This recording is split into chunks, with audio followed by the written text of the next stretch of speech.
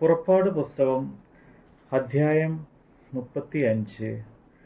അനന്തരം മോശ ഇസ്രായേൽ മക്കളുടെ സംഘത്തെ ഒക്കെയും കൂട്ടി അവരോട് പറഞ്ഞത്, നിങ്ങൾ ചെയ്യുവാൻ യഹോവ കൽപ്പിച്ച വചനങ്ങളാവിത്.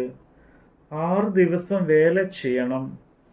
7-ാം ദിവസം നിങ്ങൾക്ക് വിശുദ്ധമായി യഹോവയുടെ മഹാസ്വസ്ഥതയുള്ള ശബ്ബത്ത് ആയിരിക്കണം. അന്ന് വേല ചെയ്യുന്നവൻ എല്ലാം മരണശിക്ഷ അനുഭവിക്കണം.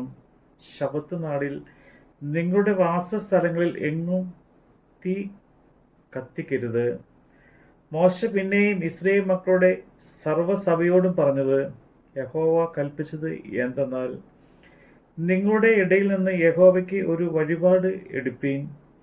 നല്ല മനസ്സുള്ളവരെല്ലാം യഹോവയ്ക്ക് വഴിപാട് കൊണ്ടുവരണം.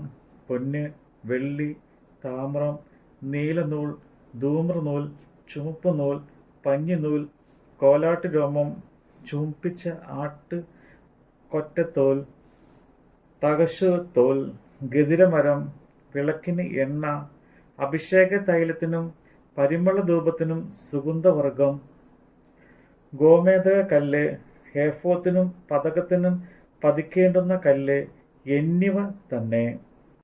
നിങ്ങളിൽ ജ്ഞാനികളായ എല്ലാവരും വന്ന് യഹോവ കൽപ്പിച്ചിരിക്കുന്നതൊക്കെയും ഉണ്ടാക്കണം.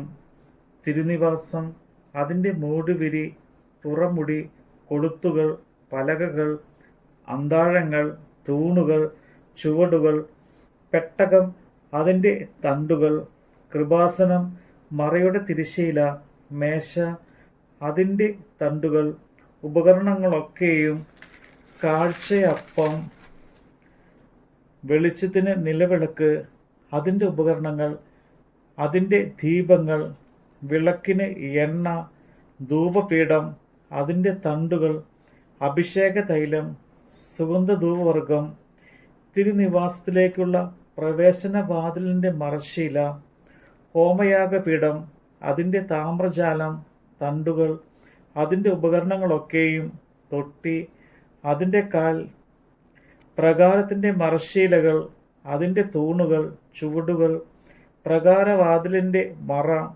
തിരുനിവാസത്തിൻ്റെ കുറ്റികൾ, പ്രകാരത്തിൻ്റെ കുറ്റികൾ, അവയുടെ കയറുകൾ, വിശുദ്ധ മന്ദിരത്തിൽ ശുശ്രൂഷ ചെയ്യുവാൻ വിശേഷ വസ്ത്രങ്ങൾ, പുരോഹിതനായ അഹറോന്റെ വിശുദ്ധ വസ്ത്രം, പുരോഹിത ശുശ്രൂഷയ്ക്കായി അവൻ്റെ പുത്രന്മാരുടെ വസ്ത്രങ്ങൾ എന്നിവ തന്നെ.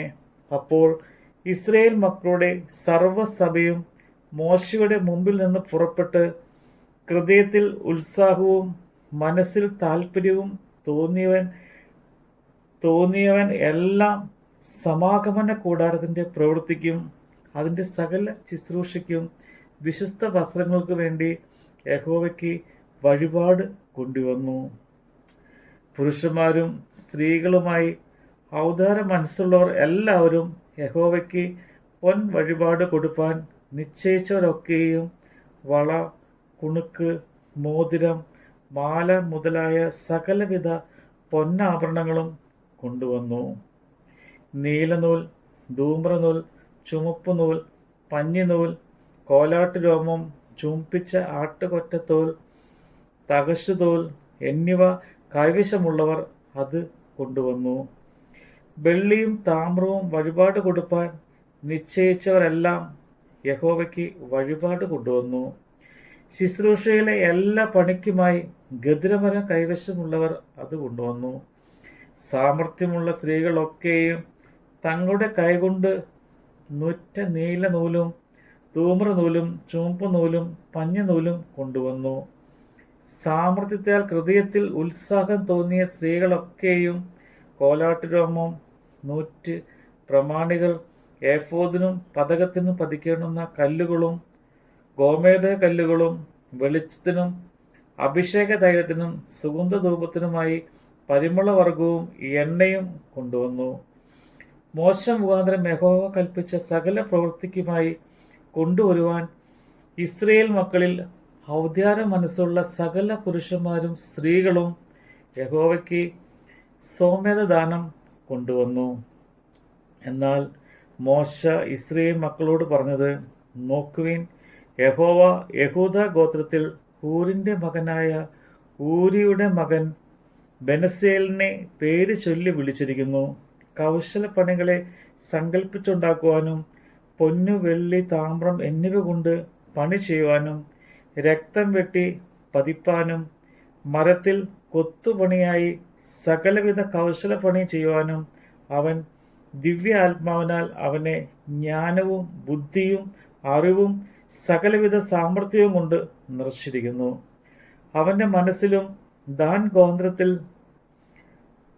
അഹീസാമാക്കിൻ്റെ മകനായ ഒഹേലിയാബിൻ്റെ മനസ്സിലും മറ്റുള്ളവരെ പഠിപ്പിപ്പാൻ അവൻ തോന്നിച്ചിരിക്കുന്നു. കൊത്തുപണിക്കാരൻ്റെയും കൗശലപ്പണിക്കാരൻ്റെയും നീലനൂൽ, ധൂമ്രനൂൽ, ചുമപ്പുനൂൽ, പഞ്ഞിനൂൽ എന്നിവ കൊണ്ട് പണി ചെയ്യുന്ന തയ്യൽക്കാരൻ്റെയും നെയ്ത്തുകാരൻ്റെയും ഏതുതരം ശില്പപ്പണി ചെയ്യുന്നവരുടെയും കൗശലപ്പണികൾ സങ്കല്പിച്ച് ഉണ്ടാക്കുന്നവരുടെയും സകലവിധ പ്രവൃത്തിയും ചെയ്യുവാൻ അവൻ അവരെ മനസ്സിൽ ജ്ഞാനം കൊണ്ട് നിറച്ചിരിക്കുന്നു. നമ്മുടെ കർത്താവിൻ്റെ വചനമാണ് നമ്മൾ കേട്ടത്.